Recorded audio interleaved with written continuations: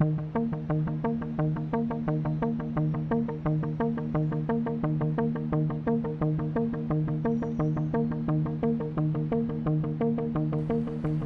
muy buenos días. Estamos acá con Javier Milei, que hace un año atrás vino a Chile invitado por el Centro de Estudios Libertarios y hoy día lo convidamos nuevamente en medio de una crisis social que ha explotado en nuestro país de forma muy violenta. Aquí estamos recorriendo las calles con Javier para que él vea cuáles son algunos de los efectos que ha dejado en forma muy superficial y cosmética esta crisis y que sin embargo a nivel de la vida de las personas, de nuestra economía, de los más de 100.000 desempleados que ya tenemos hoy, está calando mucho más hondo de lo que cualquiera pudiese imaginar. Bienvenido, Javier, a Chile. Qué bueno tenerte por acá. ¿Qué tal, Vanessa? Siempre es un placer estar con ustedes. Qué bueno que nos has aceptado la invitación. Quisiéramos conversar contigo, de parte del Centro de Estudios Libertarios, respecto de cómo tú percibes esta crisis que está viviendo Chile, donde se dice que esencialmente tendríamos que tomar una retroexcavadora y entrar en 3 puntos esencialmente. Uno es la Constitución, el otro son las AFP, nuestro sistema previsional, y el otro es el modelo económico, que muchos dicen que se agotó, que está fracasado. Mira, uno cuando mira los números de Chile no da la sensación de que el modelo haya fracasado o que el modelo esté agotado. De última, lo que podría decir es hubo una escala de mal gusto, sí, una parada, que fueron los últimos 4 años de Bachelet, digamos, donde avanzó en reformas en contra del mercado, donde Chile, de estar séptimo en libertad económica, cayó al número 18. Es decir, y eso claramente tiene impactos en lo que tiene que ver con la evolución de la economía. Si vos vas para atrás con las reformas estructurales, lejos de mejorar vas a empeorar. Y la realidad es que yo no tengo la sensación de que el modelo chileno haya sido un fracaso, básicamente porque cuando uno mira las imágenes de Chile y digamos los indicadores de Chile cuando estaba Allende, era lo más parecido al infierno. Digamos, una inflación, digamos, arriba del 500%, pobreza arriba del 50%, un PBI per cápita de $1.600. Y hoy vos tenés que básicamente Chile tiene un PBI per cápita en torno a los $20.000. La pobreza bajó a niveles del 8,6%, la inflación está en torno al 2 o 3%. Entonces yo no tengo la sensación de que haya sido, digamos, un modelo que fracasó. Sin embargo, lo que dicen que estaría a la base de este fracaso es una desigualdad muy extrema, digamos, que llevaría a que hubiese un descontento, una rabia, una imposibilidad de ciertas clases a acceder a bienes que otros tendrían asegurados.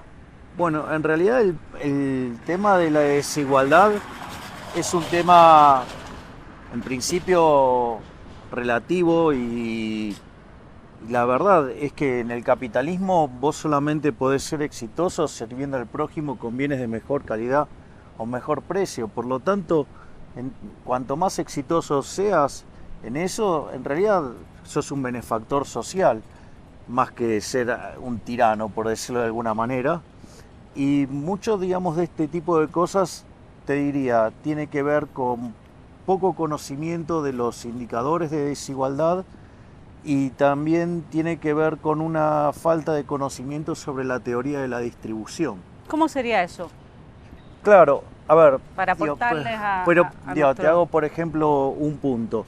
Viene alguien y toma, no sé, la relación entre el ingreso del decil más alto contra el decil más bajo. Entonces suponete que hay, digamos, no sé, uno gana 99 y el otro gana 1. Entonces decís, uy, mirá, esa relación es 99, qué injusto es esto. Y la realidad es que, digamos, el indicador per se no te dice nada. O sea, solamente te está capturando una foto y vos crees que eso es desigual. Ahora, si yo te digo, mirá, el que obtuvo 99 se rompe el lomo todo el día trabajando para conseguir algo y el otro, el que tiene uno, lo único que hace, digamos, es medir la cantidad de sangre que tiene en la uña porque está todo el día rascándose, digo, digamos, ¿qué tiene de injusto que aquel que está trabajando y con tanta fuerza, digamos, gane esos 99 y el otro gane 1? ¿No? Claro, lo que podría tener de injusto, no sé qué piensas tú ahí, porque Argentina es un país que presenta problemas de captura importantes de parte de cierto sector del empresariado, a través del Estado consiguen privilegios, y entonces, si es que tú te esfuerzas y lo que te ganas es tuyo es legítimo, ¿no es cierto? Bueno, entonces, pero luego si hay un esfuerzo que no redunda en una mayor calidad de vida, porque resulta que tiene ciertos sectores, sobre todo de los bienes más sensibles, en Chile son los remedios, servicios básicos, bueno, carreteras. Pero entonces ahí, digamos, hay que separar entre, con otras personas, separamos, que decimos, mira, hay empresarios, hay empresarios y hay empresucios. Yeah. ¿Sí? A ver, digamos, entonces el empresario es alguien que se pone de acuerdo con un político ladrón para perjudicar a la gente, es decir, logra tener una porción de mercado independientemente de cómo sirve al mercado. Entonces, pero en realidad, si existe un empresario, en realidad un empresario no puede comprar favores que el político ladrón no tiene para vender. Consecuentemente, si vos tenés este problema y vos crees que esto es injusto y que efectivamente lo es, en realidad vos no necesitas más Estado, vos necesitas menos Estado. Es decir, por ejemplo, Argentina tiene el problema de, que se llama el problema de los cuadernos, la causa de los cuadernos, donde los empresarios pagaban coimas a funcionarios del gobierno kirchnerista para conseguir obras. Ahora la pregunta es, si la obra pública hubiera sido cero, ¿cuánto hubieran pagado de coima? Cero, es decir, la corrupción es inherente a la existencia del Estado. Entonces, mientras que vos te hayas ganado tu dinero legítimamente, nadie tendría por qué cuestionarlo. Es decir, y sin embargo nadie hace esa diferencia. Es decir, porque si fuera así, ok, estamos todos de acuerdo, y en especial los libertarios estaríamos de acuerdo en sacar el Estado del medio. En realidad el problema es el Estado, y lejos de arreglar el problema más Estado lo agravaría más. Por lo tanto, digamos, el tema de la desigualdad es un tema que desde mi punto de vista tiene que ser, digamos, enfocado desde otro lado, y sobre todas las cosas entender el problema de la distribución. Entonces, y cuando vos vas al problema de la distribución, el eje central está en cómo vos mirás la creación de valor. Es decir, en general, digamos, mucha de esta gente adhiere a una teoría perímida, que es la teoría del valor trabajo, que creen que las cosas valen por la cantidad de trabajo que tienen. Y eso en realidad es una estupidez. Sí, eso, fue superado por la teoría económica, básicamente con las contribuciones de León Balrá, de Stanley Jevons y de Karl Menger, que demostraron que el valor es subjetivo. Mira, te lo hago con un ejemplo muy simple. Suponete que, no sé, yo llego a un lugar y no hay vino. No hay vino. Entonces digo, uy, mirá, qué bueno, o sea, me puedo ganar un montón de plata produciendo vino. Entonces me consigo la uva, me consigo la botella, me consigo la barrica, me consigo, las etiquetas, me consigo el corcho, todo. Y como además estoy solo, voy a meter un bruto margen. ¿Qué pasa si esa sociedad es una sociedad de abstenios? No te va a comprar nadie nada. Por eso, o sea, voy a ir a la quiebra. Es decir, entonces fíjate que en ese mundo tan ridículo de la teoría del valor trabajo no habría quiebras, porque vos de hecho podrías sumar todos los costos y eso transformarlo, en tus ingresos. Y claramente esa no es la situación, ¿no? O sea, porque el mundo real tiene quiebras. Entonces, lo que vos ves es que esa teoría del valor no tiene sentido, es una teoría tonta.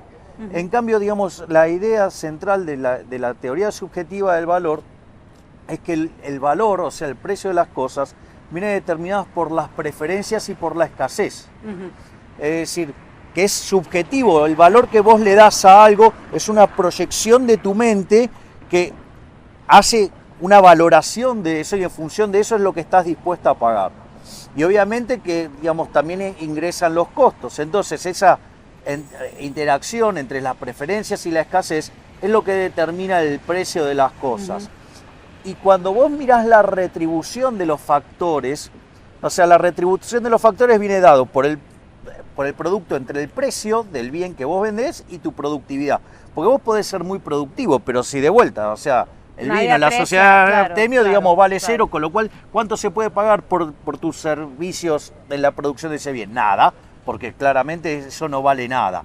Entonces, ¿qué es lo que pasa? En ese contexto, la distribución del ingreso surge de la retribución de los factores, y la retribución de los factores surge del valor del producto marginal de ese factor, y entonces ahí interactúa nuevamente las preferencias, la escasez y tu productividad.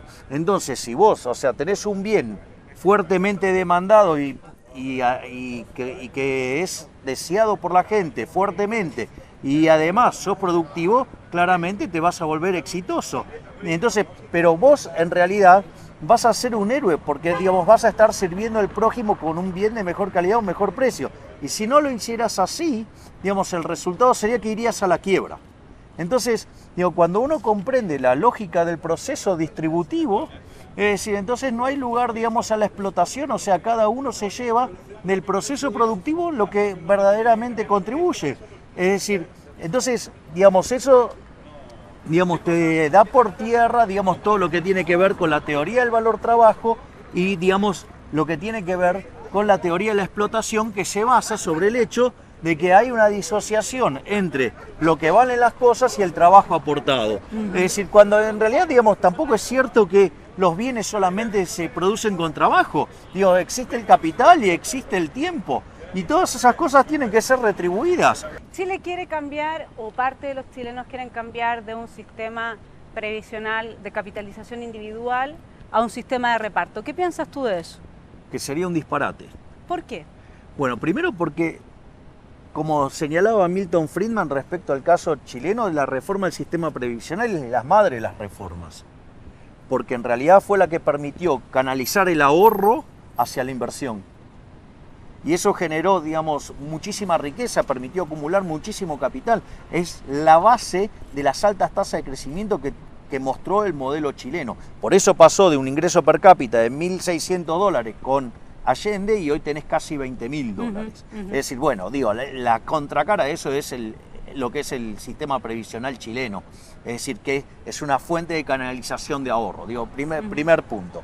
El segundo punto es, si vos querés un ejemplo de lo que es el sistema previsional de reparto, digamos, el desastre que es, podés mirar el caso argentino. Es decir, vos fíjate esto. ¿Cuánto gana en dólares hoy día? ¿Cuánto recibe de jubilación? Hoy la jubilación mínima en Argentina son 14.000 pesos, que vendrían a ser algo así como $200. ¿Sí? Pero a ver, el problema es el siguiente. Son $200. Pues son 14.000, exacto. Entonces, ¿cuál es el problema? El problema es que Argentina había iniciado la reforma del sistema previsional y es muy interesante porque todos esos fondos se habían acumulado en lo que se llamaba el Fondo de Garantía de Sustentabilidad. Y en ese contexto, lo que vos tenés es que cuando llegaron los Kirchner, ¿sí? Básicamente se le pidió a la gente que optara si quería seguir en el sistema de capitalización o si quería volver al régimen de reparto. Y en un 90% los argentinos decidieron quedarse en el sistema de capitalización. Y sin embargo eso no le pareció suficiente a los Kirchner y se alzaron con el sistema previsional. Es decir, agarró el Estado y lo expropió. Y por ejemplo, una de las cosas que hacía el kirchnerismo, utilizaba la plata del Fondo de Garantía de Sustentabilidad, ya sea para financiar a una política fiscal demencial, colocándole bonos, porque no es cierto que el kirchnerismo se desendeudó. Es decir, el kirchnerismo en realidad lo que hizo fue perfeccionar el default que declaró Rodríguez Sá y con una quita, y dejaron la deuda, digamos, después de la quita en torno a los 120.000, 130.000 millones de dólares, y cuando se fue el kirchnerismo había 260.000 millones de dólares de deuda. O sea que sí se endeudaron, parte lo hacían endeudándose con el sistema previsional, parte lo hicieron endeudándose con el Banco Central, y una de las cosas interesantes es que, por ejemplo, cuando necesitaban colocar deuda o necesitaban hacer algunas operaciones, usaban los fondos del ANSES, ¿sí? Los fondos del Sistema de Seguridad Social. Entonces, por ejemplo, Argentina en el último gobierno de la señora Kirchner tenía una inflación promedio del 30%, ¿sí? Y le colocaban títulos al 16%. O, por ejemplo, la señora Kirchner, para sacar reservas del Banco Central, colocaba unos títulos que se llamaban letras intransferibles y que rendían en dólares LIBOR menos 1%. O sea, se sirvió todo este cambio para que permitiese abrir a una cierta política cuya praxis es populista, cuya praxis es sí, claro, para mantener... pero vos estás expropiando a los jubilados futuros. Claro, claro. Y como si todo esto fuera poco, además, casi se duplicó la cantidad de jubilados donde le dieron jubilaciones a gente que no había hecho aporte. Entonces, siendo un sistema que trabaja como forma de pozo, si vos ponés más manos para sacar, evidentemente, digamos, las jubilaciones iban a caer. Digamos, si vos duplicaste prácticamente los jubilados, las jubilaciones cayeron a la mitad. Entonces, entre la expropiación del Fondo de Estabilización, entre la entrega de jubilaciones sin aportes, o sea, bueno, entonces eso te pulverizó la jubilación. Entonces vos podrías tener hoy una jubilación, digamos, si no hubiera sido por todas esas políticas del kirchnerismo, del triple de las que hay hoy. Entonces sí, las de hoy son bajas, pero también es cierto que digo que esto ocurre en un país que es pobre. Ahora, nosotros una de las propuestas más importantes que se hace es el cambio de un modelo en que el Estado tiene un rol subsidiario. Eso quiere decir que aborda aquellos aspectos del mercado en que los privados no están dispuestos a competir y que son muy sensibles para la población, para la ciudadanía. Eso es lo que Chile hoy día tiene, un Estado subsidiario que permite la iniciativa privada en temas como salud, educación, en todos los temas, y solamente en aquellos temas en los que definitivamente el mercado y los privados no son capaces de proveer los bienes y servicios, es que el Estado tendría la facultad de intervenir en términos de entregar y disponer de los servicios que son claves como eso. Sí, pero lo que se propone yo tengo mis dudas sobre eso. Pero lo que se pero propone yo tengo en Chile, mis dudas de ¿ya? que el Estado, digamos, pueda prestar bien un servicio que no lo puede hacer el sector privado. Pero mira, ese es más o menos el modelo que se llama neoliberal en Chile, que de neoliberal tiene bastante poco, pero lo que se quiere ahora es transitar de ese modelo, que es un modelo mixto, social de mercado, a un modelo de Estado benefactor, donde haya ciertas áreas del mercado, como por ejemplo la educación o la salud, etcétera, las previsiones, que solamente sean manejadas por el Estado. ¿Qué opinión te merece esta propuesta? Mira, la experiencia argentina en ese sentido tampoco es buena, porque en Argentina, bueno, la señora Kirchner, gran defensora de por ejemplo, de todo lo público, ¿sí? Cuando se tuvo que operar y tuvo que tener intervenciones quirúrgicas diversas, claramente no fue a un hospital, o sea, fue a una clínica privada de las más caras. ¿Pero qué pasa cuando le entregamos tanto poder al Estado como para que los privados queden excluidos de la prestación de ciertos bienes y servicios? Pero es más, pero de hecho, digamos, todas las prestaciones de salud del sector privado en Argentina son mucho mejores que las que brinda el sector público, con lo cual no es cierto que eso no lo pueda ofrecer el sector privado de modo más eficiente. De hecho, en Argentina, aquellos que, digamos, o sea, dado los problemas de inseguridad, hay una solución de mercado que es la seguridad privada. Entonces, digamos, y a la luz de la pésima calidad de la educación, digamos, donde el mejor reflejo es cómo Argentina se viene cayendo sistemáticamente en las pruebas PISA, digamos, también tenés la solución de la educación privada. Entonces, en realidad dice, bueno, pero a eso no pueden acceder los que menos tienen. Bueno, en realidad, digamos, no pueden acceder básicamente porque el sistema los castiga, pero no es que los castiga porque falta Estado, los castiga en realidad porque sobra Estado. Entonces, esa es la situación. Es decir, Argentina desde el año 70 a la actualidad duplicó el tamaño del Estado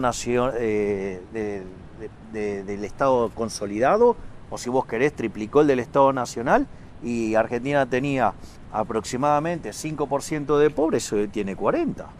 Entonces, digo, claramente eso no ha sido un negocio para la población, ha sido solamente un negocio para los políticos, que son los únicos que se enriquecieron. Entonces, a mí no... Ahora, ¿qué es lo que pasa aquí? Porque uno quisiera poder decir entonces, en un análisis más simplista, que mientras más Estado, más pobreza, peor le va a la gente. Pero es que es así. Pero hay estados que prestan servicio, como siempre se cita, ¿no es cierto?, los estados que tienen un carácter más benefactor, estilo europeo, donde no se ve esa correlación tan clara. No, bueno, ¿no? Pero a ver, vamos por partes. En primer lugar, es cierto que los países europeos tienen más presión fiscal, pero también es cierto que Europa es la zona que menos crece del mundo. Es decir, no es gratis. No es gratis. O sea, digo, tiene más presión fiscal, crece mucho menos. Pero al parecer habría como un consenso de que la gente estaría más dispuesta a crecer menos, a enriquecerse menos, pero tener un nivel de vida más iguales entre todos. Bueno, entonces tengo un problema, digamos, de una sociedad que tiene malos valores. Digo, la pregunta es, ¿vos considerás que la envidia, digamos, es un buen valor? No, por supuesto. Bueno, está bien, porque en el fondo lo que vos me estás diciendo es, o sea, bueno, digamos, o sea, es gente que prefiere perder libertades, vivir un poco peor, con tal de que la diferencia con el resultado que tiene otro es más chica. Es decir, o sea, está dispuesta a perder libertad, está dispuesta a perder ingresos, con tal de no tener que soportar ver el brillo del otro. Bueno, digo, estamos hablando de seres humanos que tienen unas características bastante feas, por decirlo. ¿Tú dirías que eso se ha exacerbado en Latinoamérica, que es parte de la crisis social chilena que demanda, que tiene este grito por la desigualdad que es tan radical? Es que en el fondo, digamos, eso, digamos, se corresponde con los valores de la izquierda. Los valores de la izquierda, digamos, en función de la teoría de la explotación, que deriva, digamos, de la teoría del valor trabajo, y que es un error teórico, digamos, o sea, ha llenado a la gente de envidia, de odio y resentimiento.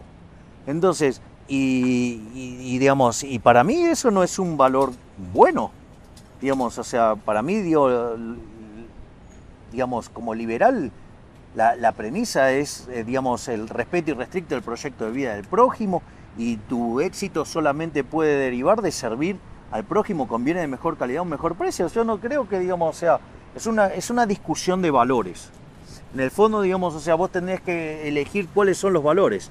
Para mí, digamos, o sea, una sociedad que se basa en la envidia, el odio y el resentimiento está mal. Y si eso, digamos, o sea, además pretende ser justificado con un trato desigual frente a la ley y el robo, digamos, bueno, por eso, digamos, donde se aplicó el socialismo siempre funcionó mal.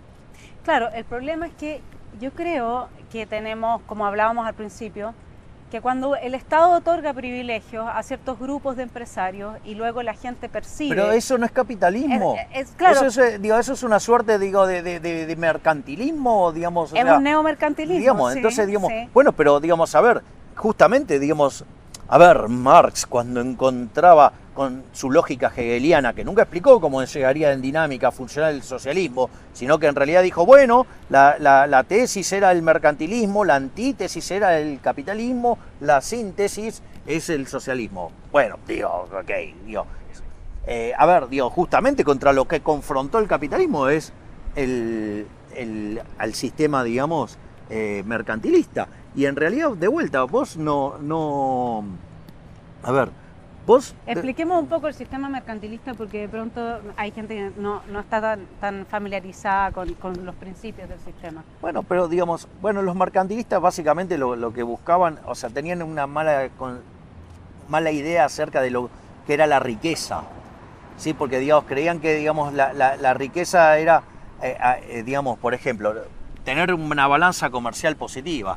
Y en realidad, digamos, ese concepto después fue cambiado por Adam Smith, digamos, y llevando la riqueza a ser definida, por ejemplo, como PBI.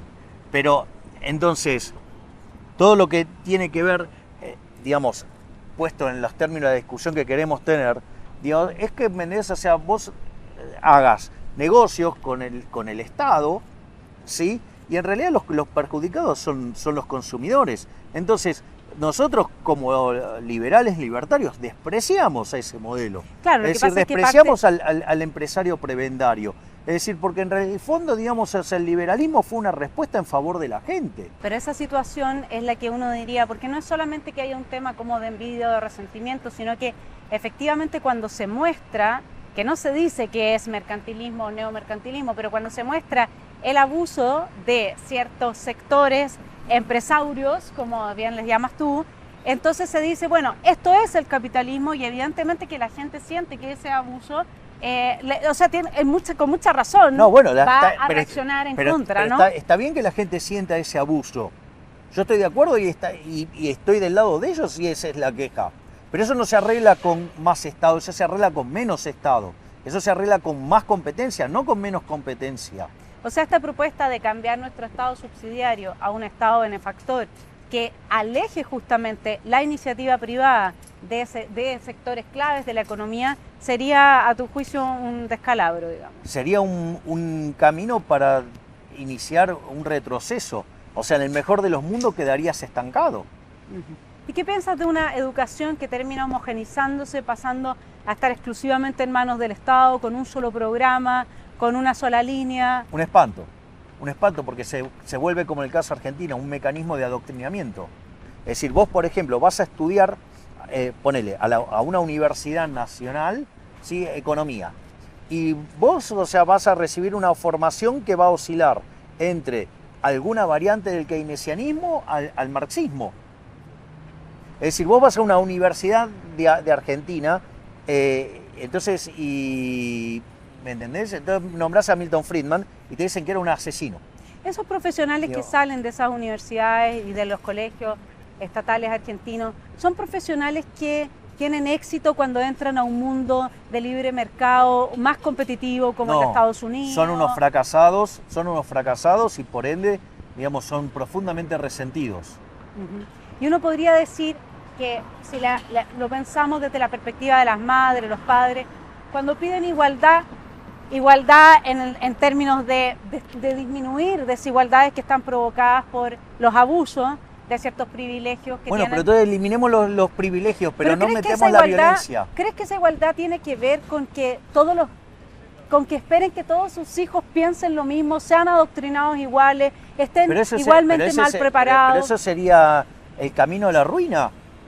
Es decir, uno de los grandes elementos y una de las instituciones más importantes del capitalismo es la división del trabajo. Y eso genera riqueza. Es decir, entonces vos te vas a especializar en lo que sos mejor relativamente, yo me especializaré en lo que soy mejor relativamente, y eso permitirá que nosotros intercambiemos una mayor cantidad de bienes de mejor calidad. ¿Sí? Y los dos ganamos. O sea, no solo que tiene como una consecuencia positiva que promueve la paz, porque en realidad vos podés odiar a la otra parte, pero tus ingresos dependen de que la otra parte te lo compre. ¿Me comprendés? Entonces lo tenés que tratar bien. Por eso Bastiat decía, donde entra el comercio no entran las balas. ¿Sí? Pero además, si todos fuéramos idénticamente iguales, no habría división del trabajo. Y mirá si Dios, no sé... Nos dedicaríamos todos a lo mismo, más o menos. No, bueno, pero claro. Sí, sería espantoso. Claro. Sería espantoso. ¿Por qué? Porque suponete que, no sé, vos producís zapatos y yo produzco alimento. Y ahora somos todos iguales a ti. Solo el zapato. No, bueno, entonces ahora nos morimos de hambre. Claro. ¿Me comprendés lo que te digo? Entonces, digamos, es decir, gracias a Dios somos todos distintos, porque eso fomenta... Ahora, si somos todos distintos y lo que vos generás es igualdad ante la ley, obviamente que aquellos que se esfuercen más, que tengan más talento, les va a ir mejor, y aquellos que sean más vagos y que no tengan talento, les va a ir peor. Porque en realidad en el mercado hay lugar para todos. Ahora, para ir ya cerrando con esta interesante entrevista que nos ha dado Javier, me gustaría saber cuál es tu visión como economista cuando está en juego una estructura tan importante a nivel institucional como es la Constitución, porque ahora hay una gran discusión en Chile en que estamos pensando en rehacer nuestras reglas del juego generales, lo cual nos puede tomar como un mínimo de 2 años y luego el máximo, dado que todavía no sabemos qué va a pasar si es que se rechaza el nuevo proyecto de constitución generado por una constituyente. Entonces, como no sabemos qué va a pasar, no sabemos si tendríamos que volver a hacer otra constitución y otra constitución hasta que finalmente sea aceptado. ¿Cuáles pueden ser los efectos que tenga en el mercado esta absoluta incertidumbre respecto a las reglas del juego? Yo, digamos, lo enfocaría desde otro lugar, porque en realidad el mercado somos todos, somos nosotros. Entonces yo digo, lo miraría desde otro lugar, que es, en el fondo, la Constitución hacia tu marco institucional. Y las instituciones son muy importantes para el crecimiento económico y para el desarrollo de un país. Ahora, el punto central es el siguiente: pero las instituciones que vos tenés emergen de un conjunto de valores morales. Por eso, digamos, hoy, digamos, o sea, así como toda esta situación en los últimos 3 meses ha sido un caos para Chile, me parece que tienen una oportunidad histórica para enfrentarse al socialismo y plantarles batalla a la luz de los valores repugnantes que tienen. Porque detrás de esa pátina buenista, digamos, y que le gusta tanto la igualdad, es profundamente violenta. Mira, entonces, ¿por qué es importante? Porque en el fondo, esa discusión de valores morales va a tener un correlato en las instituciones. Y si vos tenés instituciones asociadas a malos valores, los resultados van a ser la decadencia y la destrucción del país. Y si vos tenés un conjunto de valores buenos, ¿sí? Porque en el fondo, ¿me entendés? O sea, vos, digamos, no podés obligar a la gente a vivir en el paraíso capitalista si la gente quiere vivir en el chiquero comunista, ¿me entendés? Entonces, bueno, pero es un problema de valores. Entonces, digo, qué sé yo, la mejor puesta, digamos, el mayor canto a la igualdad, digamos, el caso de Procusto, ¿no? Es decir, ¿qué hacía Procusto? Procusto invitaba a gente a su casa, ¿no? Entonces, les invitaba a cenar, digamos, a una persona, obviamente, y ¿qué hacía? Les daba de beber algunas cosas así interesantes y la gente entonces después se quedaba media dormida y bueno, entonces los invitaba a dormir. Entonces tenía una cama. Entonces, por ejemplo, si la persona era más larga que la cama, le cortaba las piernas, le cortaba la cabeza, si era más ancha le cortaba los brazos y si era más chica lo estiraba. Es decir, que de una manera o de otra, para tenerlos todos iguales, los terminaba matando a todos. Ese sería el fundamento de una reflexión que tendríamos que hacer todos entonces para pensar en qué es lo que significa la igualdad cuando la demandamos y también qué es lo que va a pasar con un país cuyas reglas del juego se mantengan en incertidumbre tanto tiempo, con las inversiones, con las posibilidades que tengamos de abrir negocios, con toda nuestra imagen a nivel internacional y por lo tanto es hora de que nos pongamos a reflexionar, como dice muy bien Javier, sobre qué bases morales están fundando las instituciones que estamos proyectando en lo que venga o aquellas que queramos conservar. Javier, muchas gracias por haber venido a Chile, por estar acá, por acompañarnos en estas calles que han sido el lugar de expresión de mucho enojo, de mucha rabia, de demandas justas y también demandas injustas que cada quien entonces tendrá que de ahora en adelante reflexionar en el proceso que se nos viene para este Chile que está tan convulsionado y que nos da esta gran oportunidad, como dice Javier, de volver a pensar, de volver a los fundamentos y de diseñar instituciones o conservar instituciones que nos traigan mayor riqueza, mayor beneficio y que es por lo que trabajamos en el Centro de Estudios Libertarios y con todos aquellos que nos acompañan. Gracias, Javier. Gracias, Vanessa.